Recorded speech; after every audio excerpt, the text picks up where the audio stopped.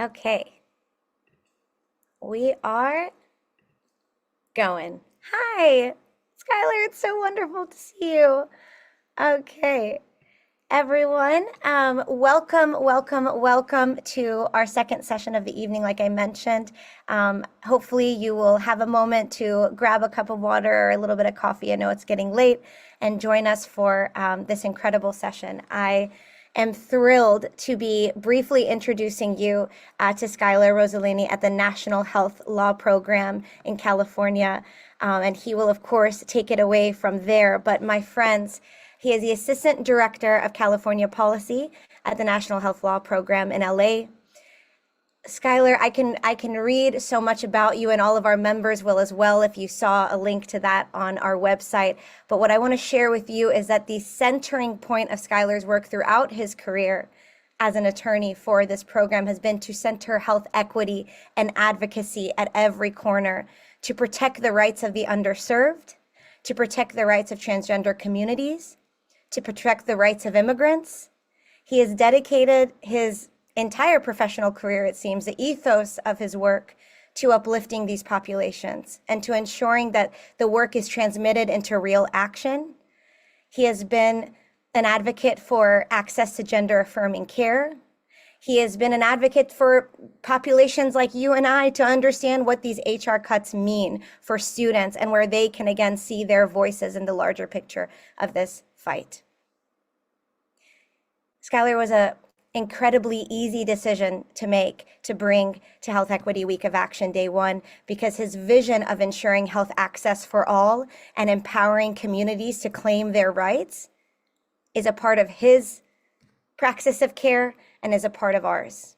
So we are so honored to have you with us, Skylar. Thank you so much for your dedication to building a more inclusive healthcare system and for speaking with us this evening and mobilizing us to hopefully do the same. Thank you so much. I appreciate that. And it's great to be here and meet all of you. Can folks hear me okay with the connection? Okay, great. Just let me know if anything goes on. Sometimes my internet's a little spotty, so we'll see. Danya, I sent you my slides. I wasn't sure if you would be able to share them for me, or I could try to do it, but Absolutely. I'd be yeah, happy to. yeah, One moment. yeah. While she's doing that. Yeah, so I wanted to spend some time to talk about um, the changes with HR1. I'm sure I could get thumbs up in here that you've probably heard about it, that you might even know what's coming down the pipeline in terms of changes to Medicaid and even marketplace coverage, although I'm going to focus on Medicaid tonight.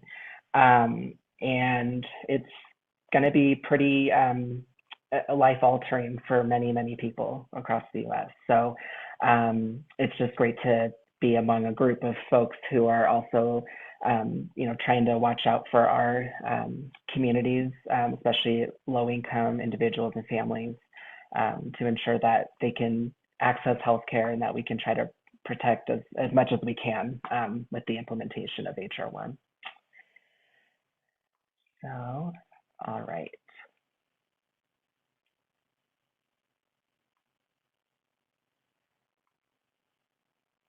Thank you so much for sharing these. I Of appreciate it. course, no problem. My computer is ancient, so just one moment, please. Okay. Cool. All right. And you can skip the first two slides. Yeah, you can skip that one. All right. So again, you've probably seen this in the headlines. Actually, really quickly, can I get a show of hands of how many of you are somewhat familiar about maybe some of the bad stuff around Medicaid in HR1? Just a little thumbs up. All right. Okay, cool. Okay. All right. Yeah, it's hard to look at the news and not see something about it. um, let's see. Whoops. Oh, there we go. So just a snapshot here on really the impact of what this means. It really amounts to $1 trillion in cuts to Medicaid. That's pretty unprecedented. I know that's been like a key word over the last couple of years right now, several years actually. But just such an enormous cut to this program that was already pretty financially lean. If anything, we should be investing more in Medicaid. It needs more resources, not less. So that's really huge. It's estimated to eliminate health coverage for about 11.8 million people by 2034. And then in terms of marketplace changes, you probably have seen this in the news, but the enhanced premium tax credits expired, and of course they haven't been extended at all. Still going through Congress right now, still a conversation, but has no movement on that whatsoever, and the impact has been felt already for people. Premiums have skyrocketed for people. Folks are electing less comprehensive coverage just to afford it. So already a huge impact right there. And like I said, it's the biggest cut in Medicaid history. It's enormous. The major theme in Medicaid under HR 1 is that it's clearly targeting Medicaid expansion. So I think there's 9-10 states that haven't expanded Medicaid yet. But so for the majority of states, it's really targeting this program, which is the population of people, childless adults, and non-disabled adults, although that's a little nuanced in my opinion, but that's what they call Medicaid expansion. It's for folks between the ages of 19 to 64. So just a really big impact to folks across the US right now. Next slide, please. So a lot of the cuts are related to eligibility and retention of coverage.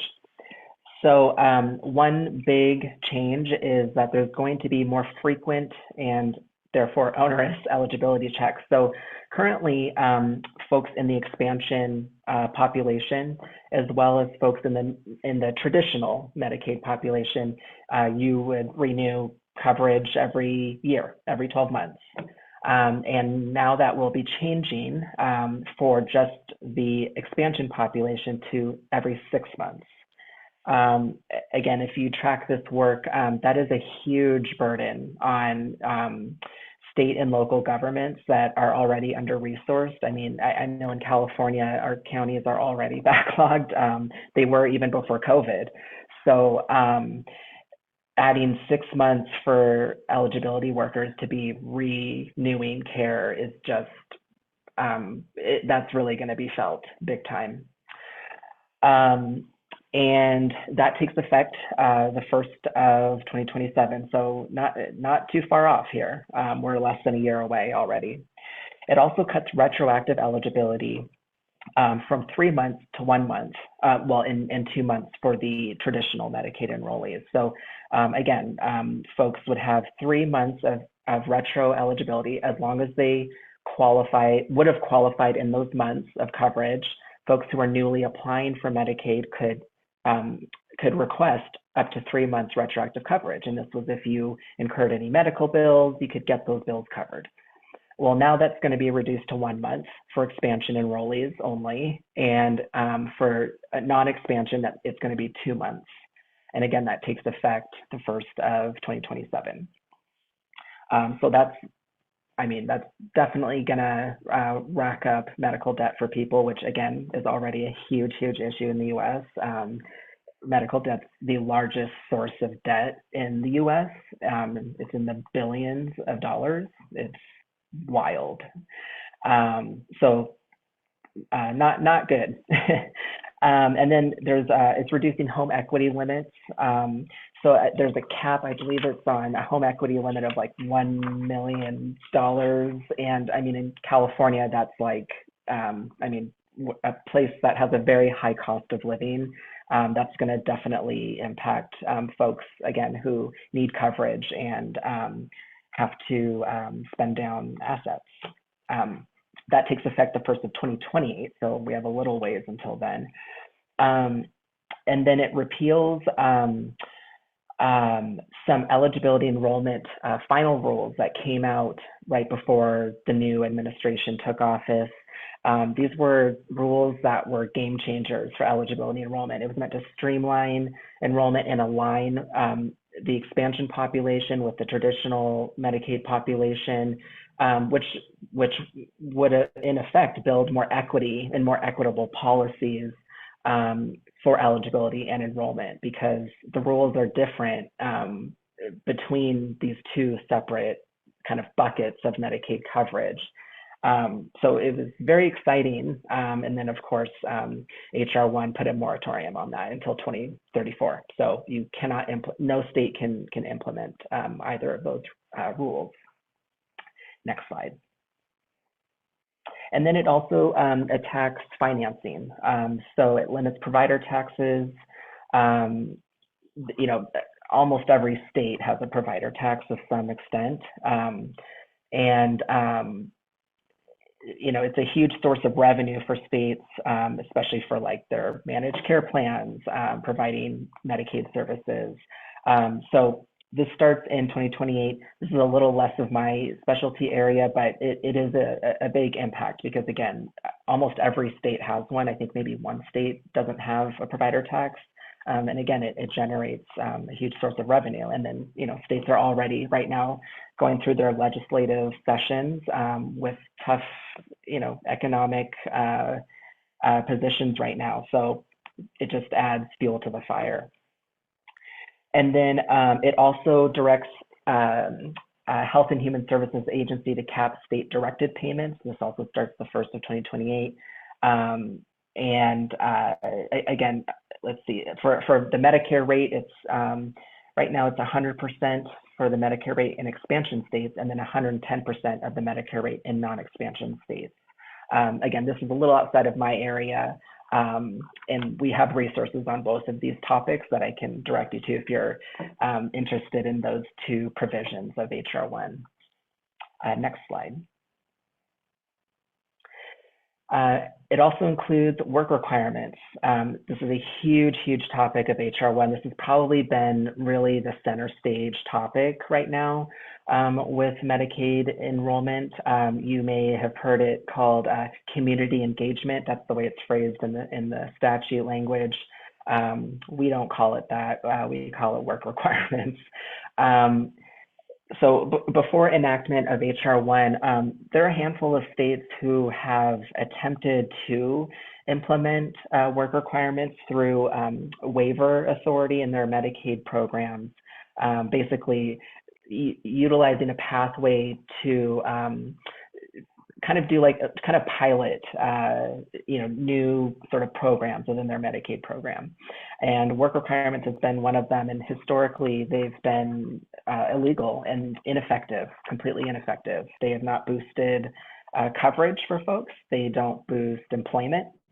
They just create bureaucratic red tape for folks to access care. And there's lots of data on it, lots of research on it. I mean, it's really no mystery. And NHealth has been a long time advocate against work requirements. So unfortunately, it is now policy. So states have to enact work requirements. So that's very unfortunate.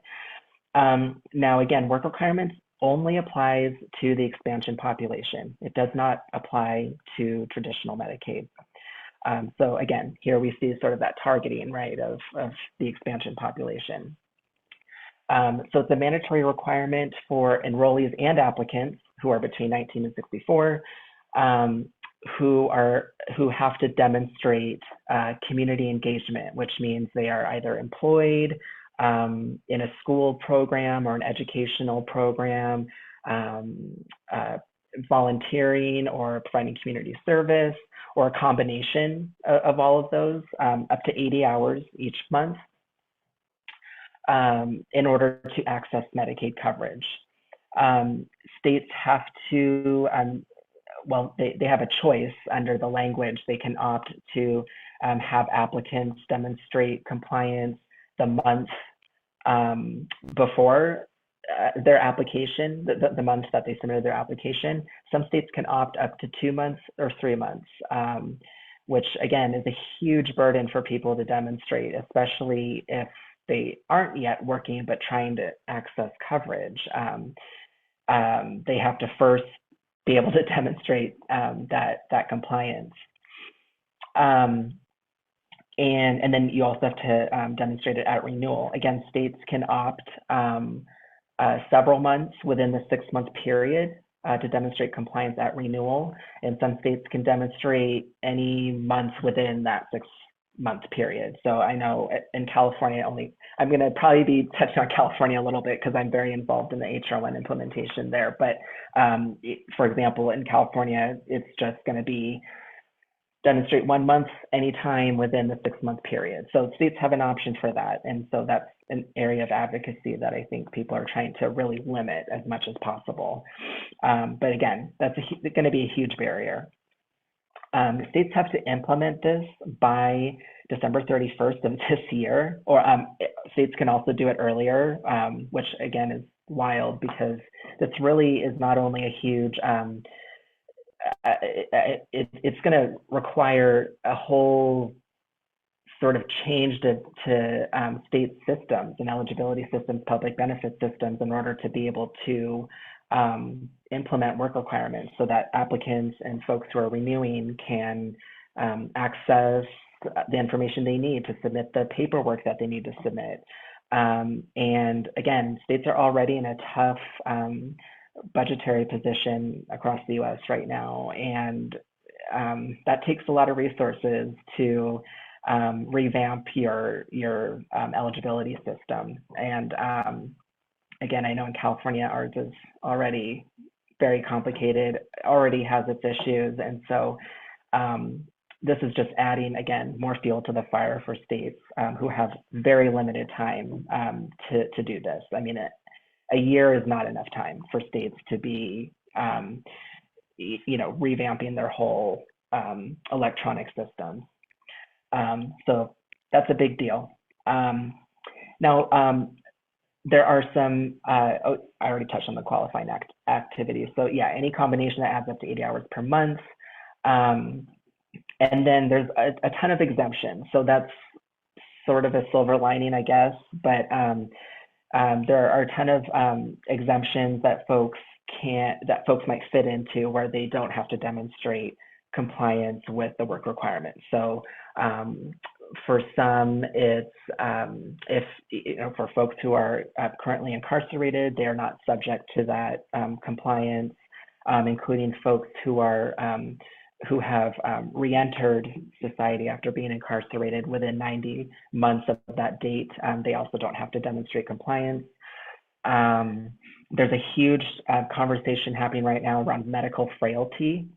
That's a big area where folks who are medically frail are exempt. And there's a little bit of language in the statute about what that means, but it's not defined. And so that's a big issue right now because that's such a core area of these exemptions. There's so many health conditions that folks could have that could fit into this definition. However, HR1 gave the Secretary of Health and Human Services until June of this year to issue federal guidance to explain what these definitions mean, right? In all the Medicaid provisions, but including this one. And we don't have that guidance yet. And again, states are trying to implement this. We don't have federal guidance to understand more about what the parameters are around this implementation. So, by the time June rolls around, that's going to give states 6 months to have the rest of the year to implement. So it puts agencies, it puts advocates and providers even in a really tough spot without more of that guidance. So we continue to monitor that. We're waiting with bated breath for it, but we don't have it at this point in time. Next slide. So for states that, well, so for work requirements, like I said earlier, you know, work requirements don't work. They don't boost employment. They don't enhance coverage. It really is just a mechanism that really inhibits people from accessing care. Um, we kind of frame it as more of a penalty related to work. And it's estimated that about 5 to 7 million people will lose coverage, which is about a 30% reduction. That's huge, really huge chunk of people who need access to care. And when I touched on earlier about, traditional Medicaid, that's, for folks 65 and older and for persons with disabilities, through as categorized through Social Security. We like to call Medicaid expansion the childless, able-bodied population, but that's really not true. I mean, lots of people are in expansion who are disabled and who do have chronic conditions, and it's just not qualified through Social Security. They're not getting Social Security disability or things like that. But it doesn't change that they need ongoing access to care. So just a really important equity point on the magnitude of these cuts.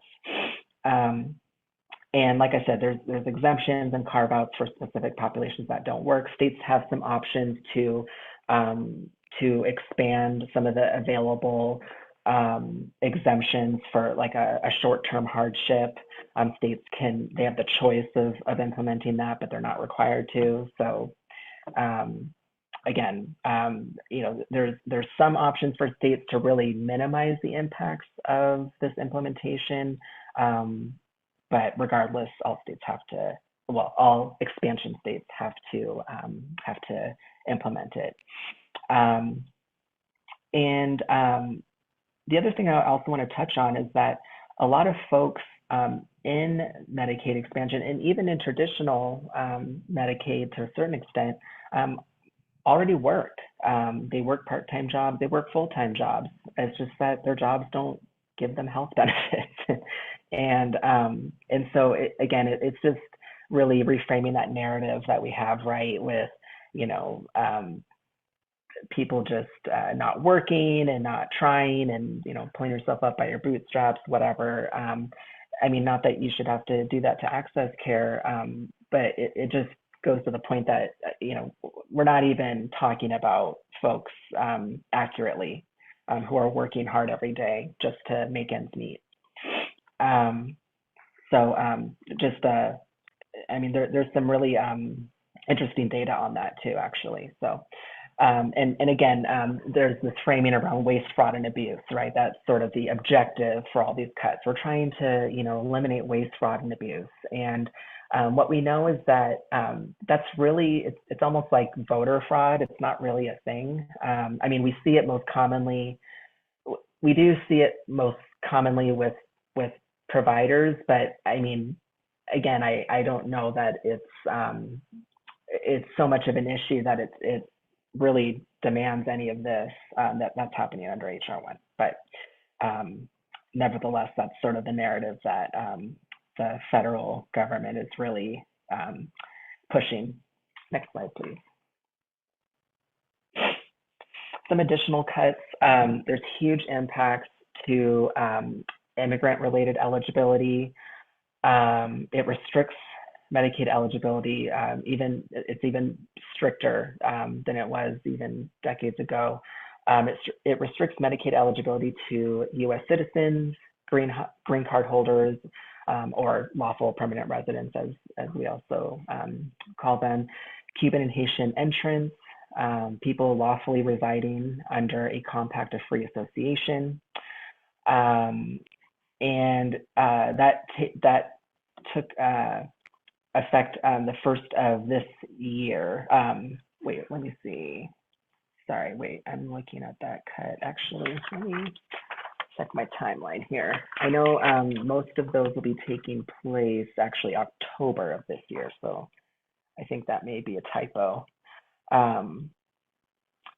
Yeah, that takes place in October of this year. So it's going to heavily restrict coverage for many immigrants who are here lawfully. I mean, they're asylees, refugees, people who are fleeing violence who now aren't going to be able to access care because of this very, very harsh restriction. Um, and of course, there will still be emergency Medicaid available, pregnancy-related related Medicaid for individuals. And again, states have some flexibility on how long they can cover that. But that's going to be really it other than that. Reimbursement for emergency only Medicaid based on states' regular FMAP, that's the federal matching dollars that the feds pay a given state for administering their respective Medicaid program. It won't be at the 90% rate for immigrants who would have been eligible for Medicaid expansion, but for their status. It also requires cost sharing of up to $35 per service for individuals between 100% and 138% of the federal poverty level. So again, these are people who have very little resources. And again, you know, this is the federal poverty level. States don't get to define, they don't define that. You know, some states can use state dollars to try to, you know, boost income levels for folks. But this is set by the feds, and it does not take into account cost of living in respective areas in the U.S. So, so again, it's just burdening folks who already have little resources that now have to pay to access care.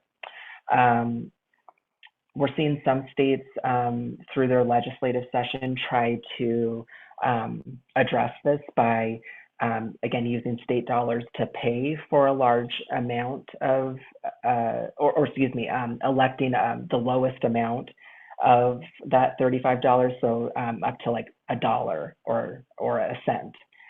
So again, in your respective states, if you're involved in this advocacy, that might be something to watch out for, to try to, again, minimize the harms of HR1. But this will definitely discourage folks from seeking services. We already know this. When people can't afford care, it really detracts people from actually getting care. People will, unfortunately, you know, put their health on hold if it means that they can't afford it, because they're trying not to rack up medical debt, which is very understandable. And so, just a very harsh impact on folks who already have little resources. It also restricts subsidized ACA marketplace coverage eligibility for certain immigrants as well. So even in the marketplace, we're seeing these restrictions as well. Next slide.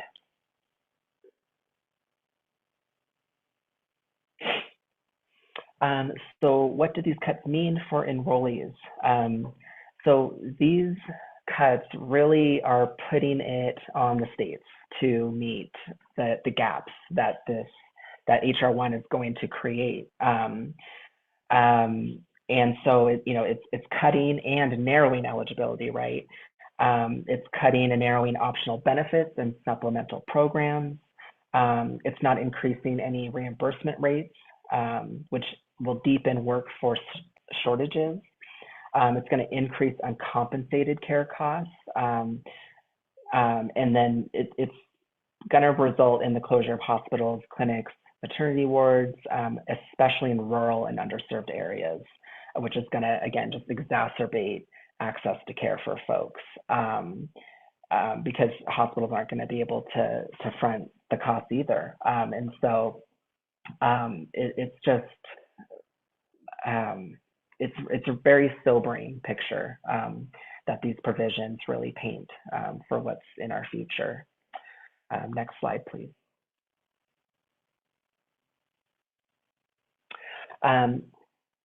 So some other actions that have been, this isn't an HR1, this is other federal actions that have been taking place to add on to the pile here. We've seen, I mean, since the beginning of 2025, I mean, like in the first month, that there's a clear agenda to attack gender affirming care. We saw that with the executive orders that have been announced, the one on, preventing or protecting children against genital mutilation, using really incendiary language like that. And then there was another executive order on protecting women, meaning cis women, right, from the inclusion of trans people in certain programs. And really that's it's attacking all trans people, but it's definitely sort of a concerted attack on trans women, right? Because trans women are women, but these executive orders really make it clear that they don't really believe that trans identities are valid, and that it's really individuals who have the self-determination to describe what their gender is. So just recently, like literally last week, there were 2 proposed rules that came out from CMS that would severely restrict access to gender affirming care. So one proposed rule would restrict federal dollars for gender affirming care services for youth under 19 years old in Medicaid and CHIP, which is it's another program for children up to age 19 with higher incomes. So it would prohibit any dollars for going towards gender affirming care. The only exception would be mental health services. So they would still be able to access that type of gender affirming care, although again, we have some fears around what that actually means when we read between the lines. I think a lot of fears are around bringing back conversion therapy, because they're restricting care for gender affirming care access. And really the comments, if you read the text, they don't consider gender affirming care actual care. Like they flat out say that, like, we don't believe this is actual medical care. So if they don't consider it even a benefit, if they don't consider it sound medical care, then I'm not sure how they would think that mental health services, gender affirming mental health services would be okay. And I've seen some rumblings around conversion therapy, which has been heavily debunked, super harmful for youth, for anybody. But I think people have their antennas up around that becoming prevalent again. The other proposed rule it's on the conditions of participation for Medicare and Medicaid enrolled hospitals and providers. And it's basically leveraging the conditions of participation by restricting federal dollars to those hospitals by restricting gender affirming care services. So no hospital can provide gender affirming care services if they want to be a Medicare and Medicaid enrolled provider. Again, that is a huge, huge issue. And again, this is regardless of payer. It doesn't matter if they're providing gender affirming care for folks with private insurance.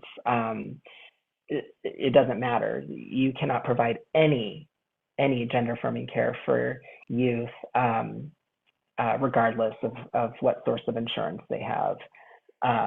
You cannot remain a Medicaid and Medicare enrolled provider. Most hospital systems take Medicaid and Medicare, and that's so important. And again, we've already covered some of the other impacts of HR 1 in terms of hospital and provider deserts, and already forcing states and hospital systems in filling in the financial gaps of what HR 1 is going to produce.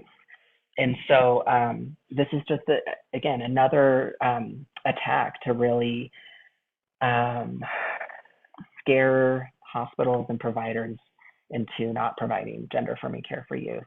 We're seeing a lot of language in these rules around sex-rejecting procedures, which isn't a term. It's not a medical term. It's not a legal term.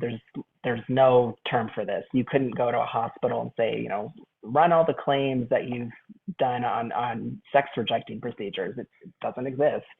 So that's a huge issue. And you really see, again, this reframing of protecting children. This is in the interest of children. And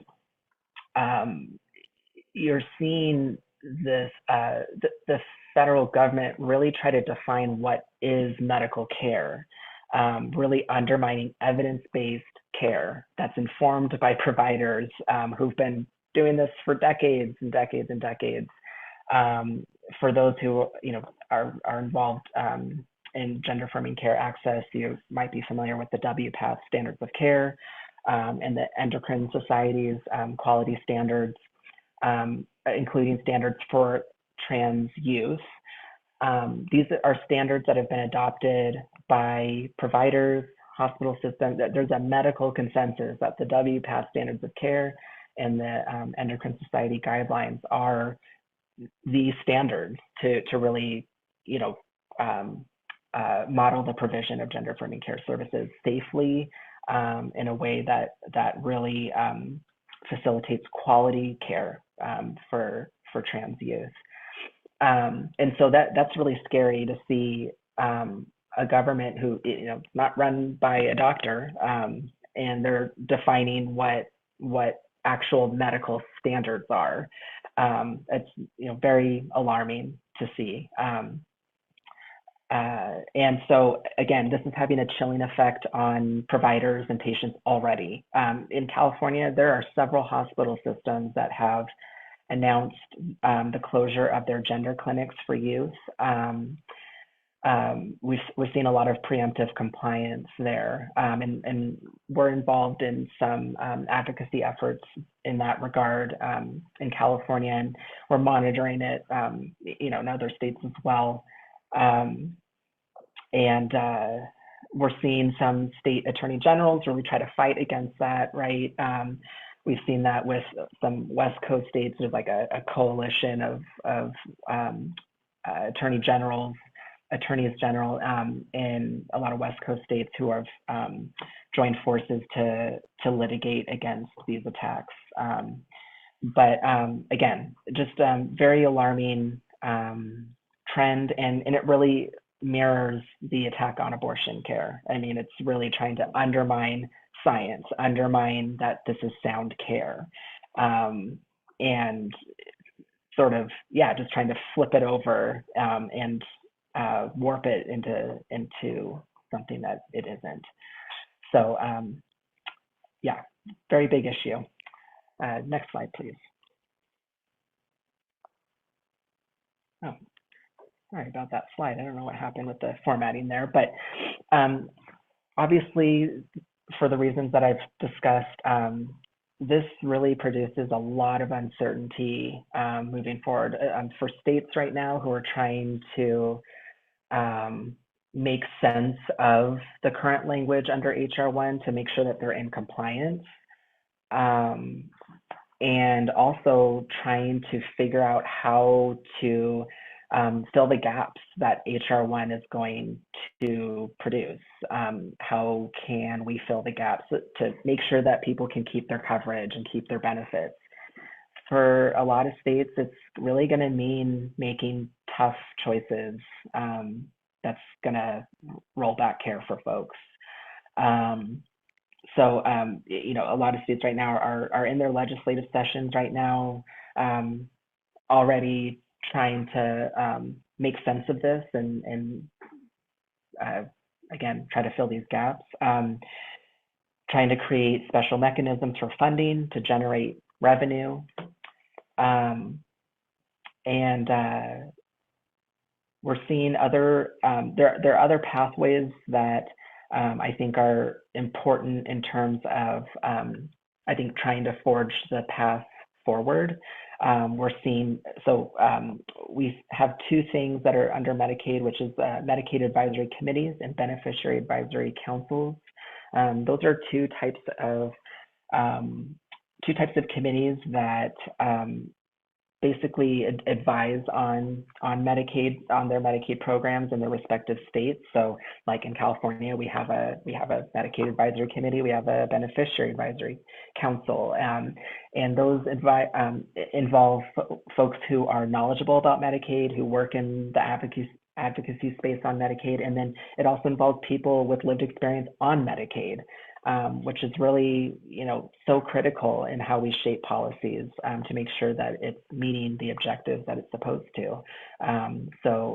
Just so incredibly important right now. But again, states don't have a choice in implementing these provisions. So it just, again, it is placing some really hard decisions for folks to work with, even in these advisory committees. And then just some other areas where we're monitoring implementation on HR 1. And again, if you're involved in this work, maybe you're already know about these areas, but we're obviously monitoring and looking at administrative advocacy strategies. So similar to those CMS proposed rules, as further guidance comes out, including the long-awaited federal guidance on HR 1 implementation on work requirements that we want to see hopefully before June. It's providing public comment to those proposed rules. That's a way to make sure that you're getting accurate and necessary information into the administrative record. It may not change what the federal government decides to do with that rule, but at least it's contained in that record. And so NHELP, for example, we submitted comments on those CMS proposed rules on gender affirming care. I linked to them in the resources slide. But those are just examples. Anyone could submit those comments. You don't have to be an attorney. If you are knowledgeable about that area, it's highly encouraged to submit comments. Another area is obviously litigation strategies. So ensuring that due process rights are protected during implementation. So what that means is ensuring that Medicaid enrollees have the right to dispute any negative actions to their coverage or their applications to care, or denials or reductions in services as well, covered by Medicaid. So just again, ensuring that people retain those rights. Ensuring that notices are appropriate. Again, this is a huge issue. If you've ever seen a Medicaid notice, maybe it didn't make sense to you. That's because oftentimes Medicaid notices are not sufficiently clear to individuals on Medicaid on what their rights are, what the action is being taken on their coverage, what their next steps are, the legal basis for why that decision is being made. Even though those are requirements under federal and state laws, historically, we see this as a major issue, is with adequate notices. And those are the things that inform people of their appeal rights. And some of the language in HR 1 requires changes to notices. So for example, work requirements, there are some requirements on what needs to be included in states' notices. So that's another area where people are gonna have to, or states and local governments are gonna have to, again, dedicate resources to is updating language in their standardized forms and things like that. And that takes a lot of time and resources, more than you would maybe think. And then also the last bit is on accountability measures. So how can we track the impacts of HR 1? How can we, kind of monitor what's happening at the federal level, the state level, and local level? So tracking coverage losses, hospital closures, cuts to services, and provider rates. And that's another area where we're really, trying to push in terms of implementation of HR 1 is data. and data metrics. Of course, we already know, again, with work requirements, the data is out there. We know it's not effective, but it's still important to track this and to really show, like, look, this is not improving care. It's actually doing the opposite. Next slide. Oh, sorry, my cat's making an appearance here. So here's a list of resources on Medicaid cuts. There's HR 1 text if you want to see the language in there if you haven't looked at it yet. Kaiser Family Foundation has some really great explainers on HR 1. And that's a site to the different provisions of HR 1. There's also a fact sheet from NILC, the National Immigration Law Center. They have been, I mean, just really on top of and really leading efforts on the anti-immigrant policies in HR 1. And so they have really great resources and accurate resources on immigrant related eligibility, which is it gets confusing, especially when it intersects with state laws that may have expanded coverage for immigrants. It's just going to mess with a lot of that. Again, in California, we're already seeing rollbacks just on a state level to immigrant related coverage, and so HR 1 is just adding fuel to the fire to make it even more complicated. So that's a really great resource to get the most current and accurate information. And then I also cited to our dedicated Medicaid and Affordable Care Act Defense landing page. That's where we're putting all our resources on all the developments on HR 1 implementation. As new rules come out, we're putting out resources and we're putting out tools that we hope advocates at the state level and local level can utilize when they're interacting with their respective state Medicaid agencies, with their counties. So that's where we have all of that. And then again, if you want to try to keep track of all these implementations that are happening, we have two implementation charts here. And they include not just the Medicaid provisions, they also include marketplace related changes as well. Because that's going to be a huge thing as we see people getting cut from care. There's going to be a huge issue for folks who otherwise would be eligible for Medicaid, but aren't going to be able to get the premium subsidies for marketplace coverage, because if they, this is more for the lawful immigrant populations that are being cut.